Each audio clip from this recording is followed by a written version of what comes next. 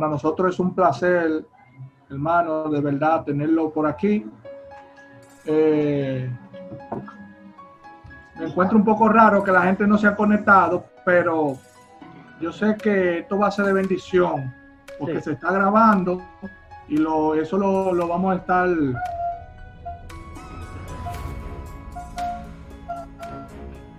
compartiendo lo que es. Sin más preámbulo, lo vamos a dejar que usted tome las palabras esta noche. Mira, yo voy a preparar una diapositiva que lo voy a presentar para mejor ilustración, ¿ok? Voy a compartir pantalla, ¿de acuerdo? ¿Me escuchas? Ok, bien, excelente. Sí, claro, escuchamos. Sí, maestro, ya le dimos la opción de compartir pantalla, a ver si usted lo puede hacer. Perfecto. Bueno, quedamos entonces que vamos a hacer un programa de 1 hora.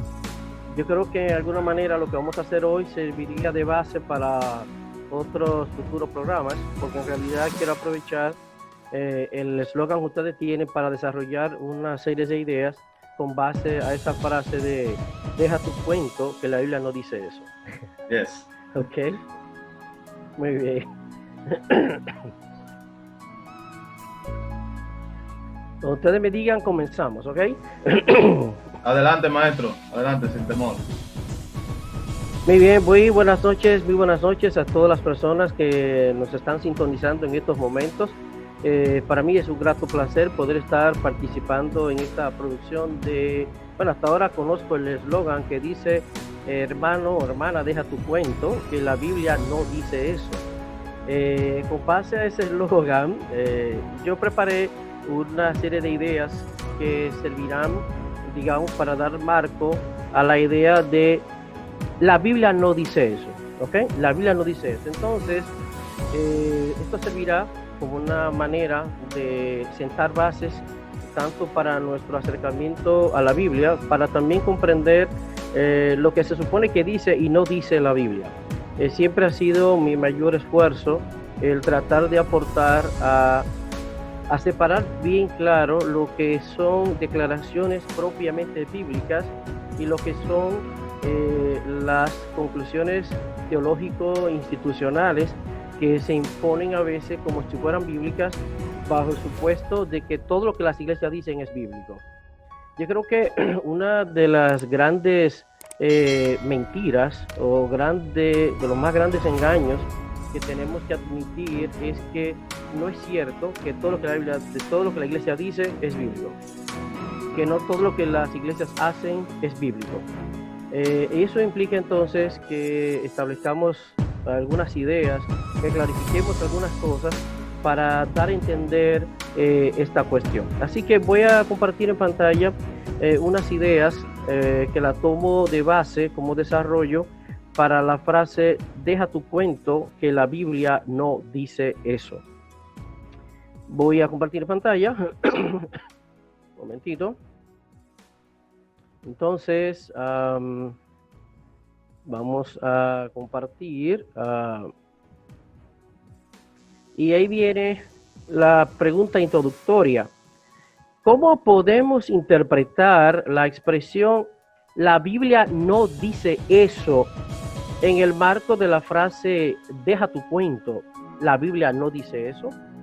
En ese sentido, yo he teorizado con base a 8 posibilidades de cómo podemos interpretar la expresión la Biblia no dice eso. Repito, 8 posibilidades, y en ese sentido vamos entonces a poner solamente ejemplos prácticos de 2 en virtud de, digamos, el tiempo, en virtud de la situación que tenemos de lo corto, ¿verdad? Vamos a ser prácticos, así que voy a poner ejemplos solo de 2 de esas 8 posibilidades en las que podemos entender desde mi punto de vista la expresión la Biblia no dice eso. En primer lugar, la Biblia no dice eso puede interpretarse como haciendo referencia a un dato, y voy a usar consistentemente la expresión dato, a un dato bíblico, digamos, un dato que esté en la Biblia, ya sea en la Biblia hebrea, ya sea en el Nuevo Testamento, ya sea tanto en la Biblia hebrea como en el Nuevo Testamento, pero que de manera indebida es asumido ese dato como un mandato positivo, es decir, como algo cuya práctica o creencia se exige, o como un mandato negativo o prohibición a algo cuya práctica o creencia se prohíbe, se condena, se sataniza, y se entiende que un cristiano de verdad no puede afirmar eso o no puede creer eso.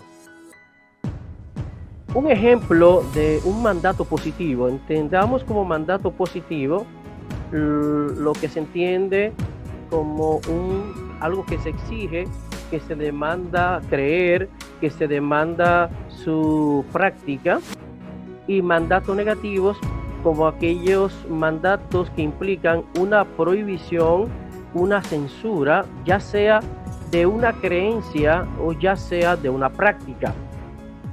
Pero antes de seguir avanzando, me gustaría clarificar por qué estoy hablando de Biblia hebrea y Nuevo Testamento. Por años ha sido dominante la idea de hablar de Antiguo Testamento y Nuevo Testamento. Eso es muy viejo. Luego se habló de Antiguo Pacto y Nuevo Pacto.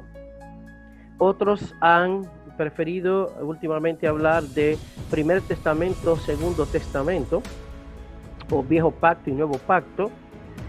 Sin embargo, en la medida en que se avanza principalmente en el enfoque de los estudios bíblicos no propiamente confesionales y en los estudios bíblicos independientes, se reconoce la existencia independiente de la Biblia hebrea y lo que son los 39 libros de nuestro muy conocido Antiguo Testamento y los 27 libros del llamado Nuevo Testamento. En realidad, el concepto de Biblia, como la manejamos nosotros y como nos ha llegado, es un concepto propiamente cristiano. Es decir, para la fe judía, lo que podríamos llamar Biblia, que es un concepto todavía cristiano, no pasa de lo que, según el orden que tenemos, de Malaquías, según el orden hebreo, de Crónicas. En ese sentido, tenemos entonces que hablar de que en realidad todos esos nombres como Antiguo Pacto, Nuevo Pacto, Antiguo Testamento, Nuevo Testamento, Primer Testamento, Segundo Testamento, son formas de designar las dos grandes secciones de la Biblia desde el punto de vista cristiano, es decir, por cristianos. Pero en el mundo académico se ha ido imponiendo ya la idea de hablar más bien de Biblia hebrea y Nuevo Testamento. Yo preferiría hablar todavía más, porque hablar de Nuevo Testamento implica que hay un anterior, un antiguo. Sin embargo, si hacemos justicia al hecho de que en realidad los 39 libros del tan llamado Antiguo Testamento o mal llamado Antiguo Testamento por los cristianos es en realidad el canon de una fe distinta, de una religiosidad distinta a la cristiana, que es la fe judía, lo ideal sería hablar que el canon bíblico está compuesto en realidad por dos cánones, el canon de la Biblia hebrea y el canon griego de lo que sería el canon cristiano. Canon judío y canon cristiano sería más justo, y así no supeditamos el hablar del canon hebreo desde una perspectiva cristiana y con alguna manera, con una idea de superioridad de la fe cristiana, el canon cristiano con relación a la fe judía y también el canon hebreo. Ya, por ejemplo, en los seminarios, instituciones de formación teológica, es común hablar de Antiguo Testamento 1, Antiguo Testamento 2, es lo que aparece en los pensum por lo general. Sin embargo, ya se viene estableciendo que incluso obras que dan una introducción general al canon de lo que se llamaba antes Antiguo Testamento, se le llama ahora introducción a la Biblia hebrea. Por ejemplo, hay un libro del biblista Samuel Pagán que hace unos años salió al mercado, y aunque fue escrito por un cristiano y dirigido principalmente a un ambiente cristiano, ya no habla de introducción al Antiguo Testamento, sino de introducción a la Biblia hebrea. Eso tendrá que marcar paulatinamente la forma de utilizar y de estos nombres y de hacer referencia al canon hebreo y al canon cristiano. Repito, el canon bíblico, como le llamamos nosotros, es en realidad la composición, presentar de manera en conjunta dos cánones distintos, escritos en idiomas distintos y con perspectivas teológicas distintas. Pero el canon cristiano ha asumido el canon judío y lo ha interpretado a su manera, y por eso hay que admitir que en realidad las Biblias como la tenemos es en realidad una especie de construcción o fenómeno cristiano. No hay desde el punto de vista judío una Biblia compuesta por los 39 libros del canon hebreo y uno siquiera del llamado canon cristiano. Entonces, en toda nuestra reflexión, nosotros vamos a estar hablando de Biblia hebrea, no de Antiguo Testamento, y del canon cristiano o Nuevo Testamento, que es el llamado Nuevo Testamento con los 27 libros que ya sabemos. ¿Qué ocurre? Que en Juan 13:1-20, ustedes saben que en el ambiente cristiano hay una discusión interminable en la que unos han entendido que en la administración del llamado sacramento u ordenanza de la Eucaristía o Cena del Señor o Santa Cena, hay comunidades cristianas y evangélicas que tienen como una especie de tercer sacramento o como una especie de una tercera ordenanza, el lavatorio de los pies. Y no administran la Santa Cena o la Cena del Señor si no está involucrado el lavatorio de los pies.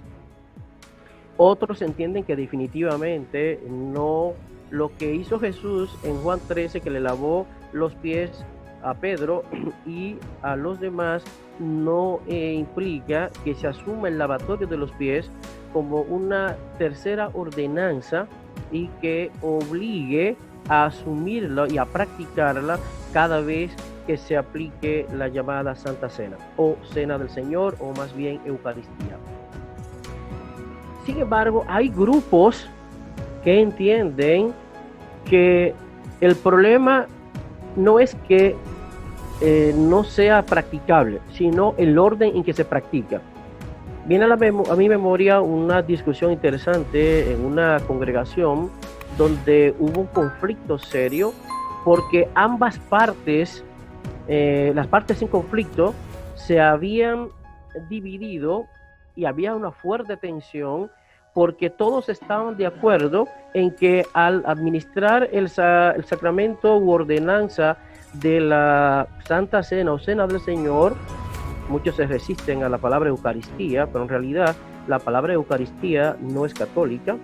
La palabra Eucaristía está más conectada a la narrativa del sacramento, propiamente una ordenanza, que la otra palabra. ¿Por qué? Porque se registra que dio gracias y partió el pan. Y resulta que la palabra Eucaristía deriva de un verbo griego que es eucaristeo, que es dar gracias.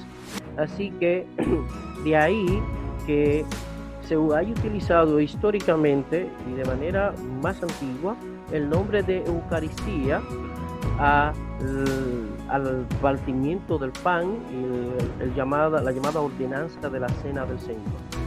Entonces, ¿qué ocurre? La discusión en esta iglesia, en esta congregación, fue la siguiente.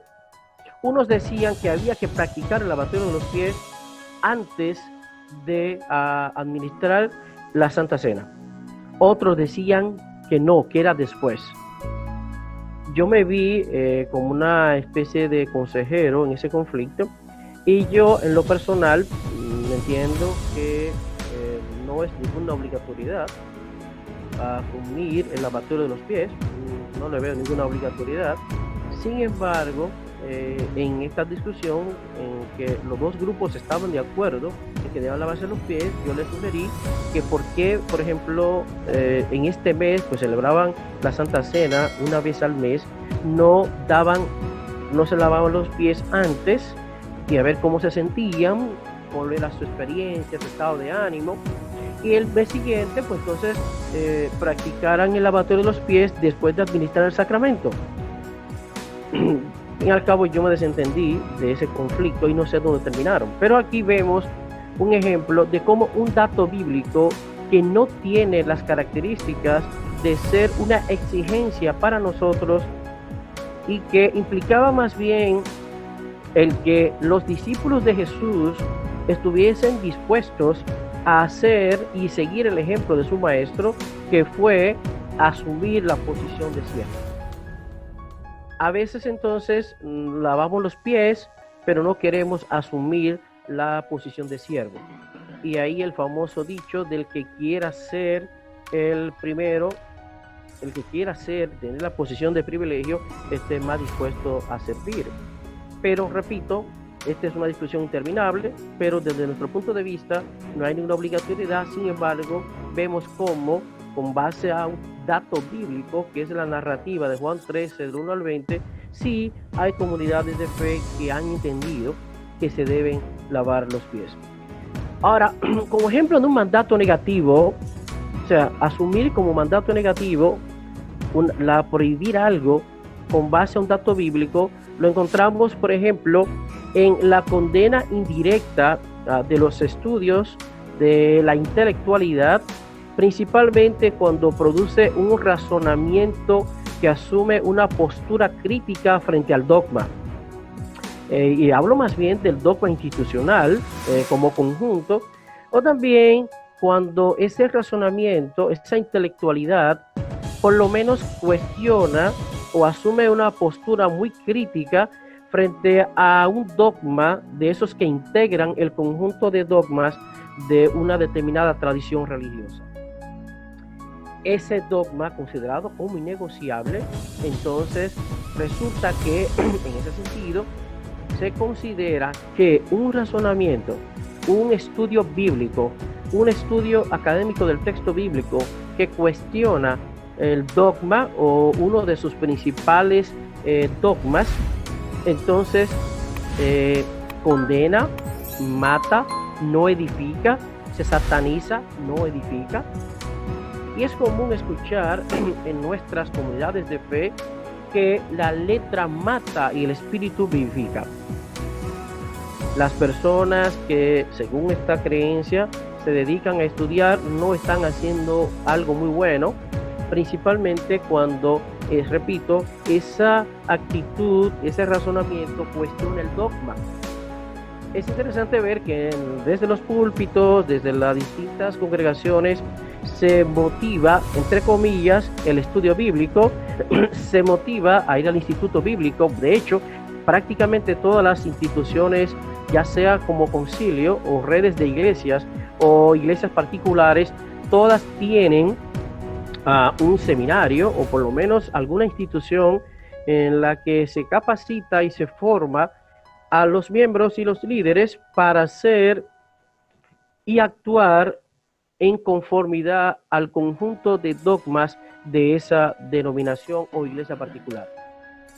Entonces hay una especie aquí de contradicción. Por un lado, se fomenta el estudio bíblico. De hecho, en la semana se invita a la congregación a que participe por lo menos en uno o dos estudios bíblicos, pero por otro lado, se condena la intelectualidad cuando, principalmente, repito, ese razonamiento resulta ser crítico, resulta ser cuestionador de las creencias tradicionales de la iglesia, y que de momento un hermano dice, o una hermana, pastor, pastora, pero yo tengo tantos años en el evangelio, llegué a esta congregación y yo no he podido, y he preguntado varias veces, no he podido demostrarme siquiera una cita bíblica de por qué yo debo hacer tal cosa. o que el argumento que me dan no lo encuentro muy convincente. Entonces, ¿qué ocurre? Que esto tiene también su peligro.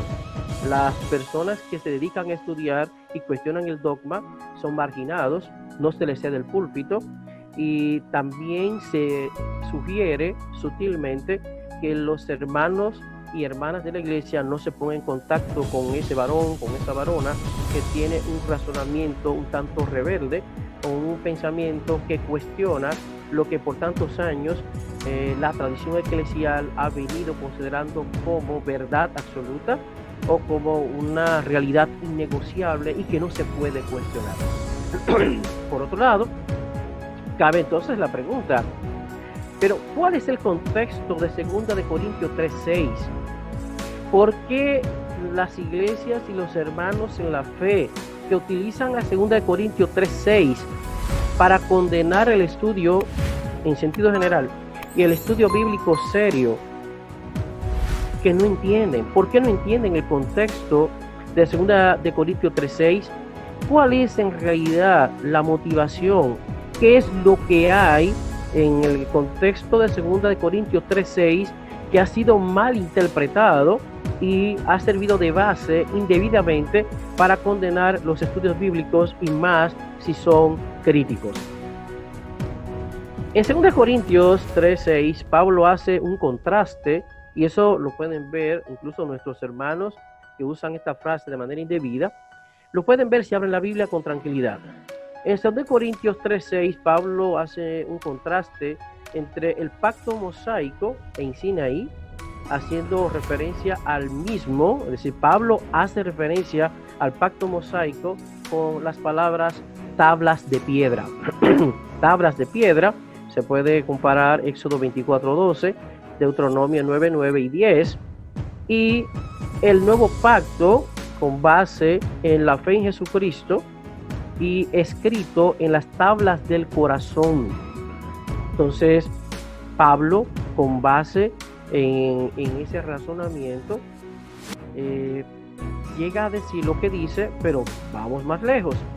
Para Pablo, el pacto mosaico, el escrito por el dedo de Dios en tablas de piedra, es inferior y ha sido superado por el nuevo pacto, el pacto escrito en los corazones con o por el Espíritu de Dios, 2 Corintios 3:3. Si Pablo está contrastando, repito, el pacto mosaico, el que usa la metáfora de que fue escrito en tablas de piedras por el mismo dedo de Dios, por el dedo de Dios. Obviamente es una metáfora, pero Pablo también desarrolla su propia metáfora. Pablo desarrolla la metáfora de que el nuevo pacto es superior a ese pacto de las tablas de piedra escritos por el dedo de Dios, y Pablo llega a la conclusión de que este nuevo pacto, el pacto que es escrito en los corazones por medio del Espíritu Santo, es superior al escrito en tablas de piedra en Sinaí. Luego, en 2 Corintios 3:6, el texto clave en este contexto, Pablo concluye que el pacto mosaico, el de las letras en las tablas de piedra, el de la letra, condena, mata, pero el pacto de las letras en los corazones con el Espíritu de Dios, que también tiene sus letras, da vida y vivifica. Es decir, Pablo no está contrastando la ignorancia como sinónimo, o elevando la ignorancia como sinónimo de piedad, de santidad o de algo de lo que podamos presumir, en contra de la intelectualidad y del estudio, del ser letrado, como algo condenable y que no edifica, más bien daña. Obviamente, desde el punto de vista de los dogmas eclesiales, cuando una persona que dice estudiado, que tiene estudios, y resulta cuestionar el dogma, entonces entiende que esa persona, por las letras, lo que hace es que no comprende la voluntad de Dios confirmada en los dogmas de la iglesia, por lo tanto actúa con rebeldía, y por eso el problema de estudiar al margen de la guía, la dirección del Espíritu, entre comillas, y de lo que es el pastoreo y dirección del magisterio de la iglesia. Ahora bien, interesante entonces ver que Pablo está hablando aquí de que la letra mata, refiriéndose al pacto mosaico, y el Espíritu vivifica, refiriéndose al nuevo pacto. Entonces hay dos realidades aquí. Un lado está el pacto escrito en tablas de piedra por el mismo dedo de Dios, y según Pablo, el pacto escrito por el Espíritu Santo también en tablas, pero en tablas del corazón, en tablas de carne. Obviamente ambas figuras son metafóricas, pero es lo que está haciendo Pablo en 2 Corintios 3:6. Por lo tanto, vale el eslogan: hermanos, deja eso, la Biblia no dice eso. Ahora bien, ¿qué resulta? Que en la misma línea de 2 Corintios 3:6, que muchos ignoran, va la argumentación del mismo Pablo en Romanos 3 y Gálatas 3. Es decir, en estos dos textos, Pablo hace una relectura del pacto de Dios con Abraham y concluye que se puede ser heredero de Abraham sin asumir toda la teología y toda la praxis de la fe judía.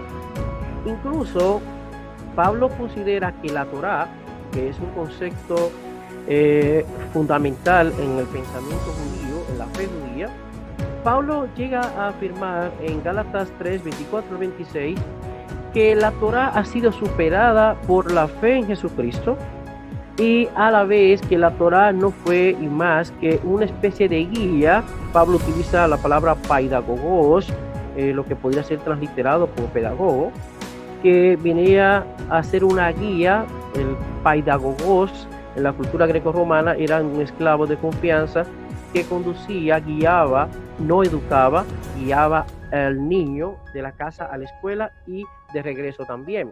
Pablo utiliza entonces en Gálatas 3:24 la palabra paidagogos para hablar de la Torá. Obviamente, aquí viene la cuestión. Los hermanos que leen el Nuevo Testamento no ven Torá. El problema es que usan la palabra ley, pero resulta y viene a ser que la palabra ley ha sido una defectuosa traducción de la palabra hebrea Torá.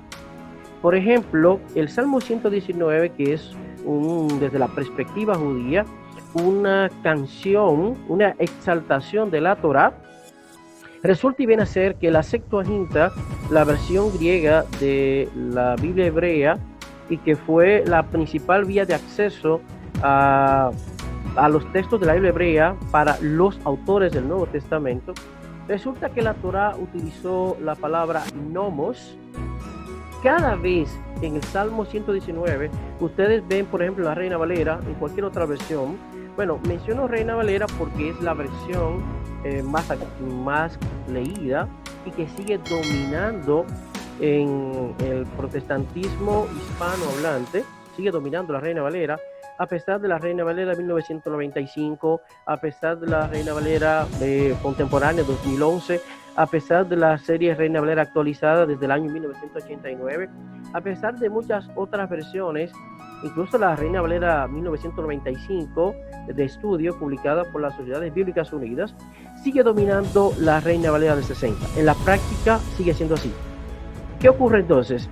Que cuando usted lee el Salmo 119 en la versión Reina Valera 1960, cada vez que ahí se menciona la palabra ley, es porque está siguiendo la Septuaginta, que tradujo nomos, pero en el texto hebreo lo que dice es Torá.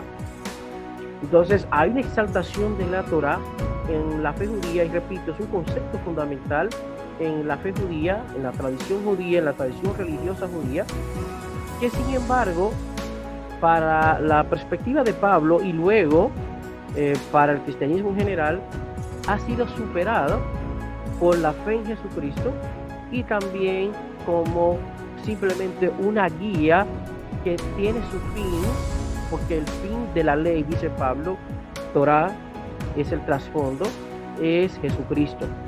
Es decir, Pablo, y bueno que los hermanos lo sepan, los hermanas, las personas que nos honran con ver este video, esta programación, deben estar claros en que Pablo fue el primer autor del Nuevo Testamento, no los evangelios. Es decir, los libros que tenemos, el orden que tienen los libros en el Nuevo Testamento no es el orden que se escribieron. Hay un orden lógico y programático, sí, pero en realidad Pablo escribe primero, y después de haber muerto Pablo y de escribir todo lo que escribió, aparecieron entonces los otros escritos, como los evangelios, por ejemplo. Entonces, ¿qué resulta? No es Pablo que toma distancia, por ejemplo, de los evangelios. Son los evangelios los que toman distancia de Pablo en muchos sentidos. Y que, por ejemplo, el libro de los Hechos, en primer lugar, no reconoce a Pablo como apóstol, e insiste en llamarlo sobre todo como Saulo, mientras que en todas sus epístolas Pablo se había de identificar como Pablo. Insiste en llamarle Saulo, repito, a pesar de que Pablo siempre se dio a conocer